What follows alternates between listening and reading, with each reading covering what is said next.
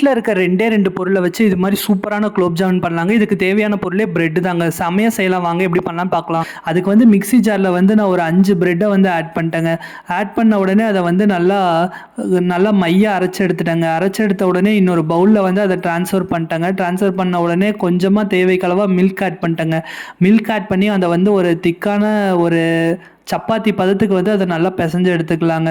பெசஞ்சு எடுத்த உடனே நான் இந்த கன்சிஸ்டன்சில எடுக்கணுங்க. நான் எடுத்ததுக்கப்புறம் அதில கொஞ்சமா கீ ஆட் பண்ணிட்டேங்க. கீ ஆட் பண்ணி மறுபடியும் நல்லா மிக்ஸ் பண்ணி விட்ட உடனே அத வந்து சின்ன சின்ன உருண்டையா எடுத்துட்டேங்க.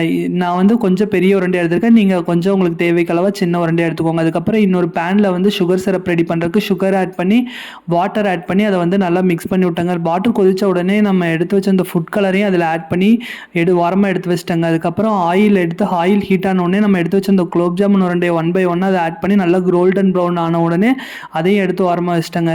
இப்போ வந்து நம்ம எடுத்து வச்ச அந்த சுகர் சிரப்ல வந்து அந்த குலோப் ஜாமுன் உருண்டைய ஆட் பண்ணி ஒரு 20 மினிட்ஸ்க்கு வரைக்கும் நல்லா ஊற விட்டுட்டேங்க. அதுக்கப்புறம் நானும் ஒரு பவுல்ல போட்டு டேஸ்ட் பார்த்தேங்க. டேஸ்ட் சூப்பரா இருந்துச்சுங்க. இந்த வீடியோ பிடிச்சிருந்தா லைக் பண்ணுங்க, கமெண்ட் பண்ணுங்க, சப்ஸ்கிரைப் பண்ணுங்க. Thank you so much for watching this video.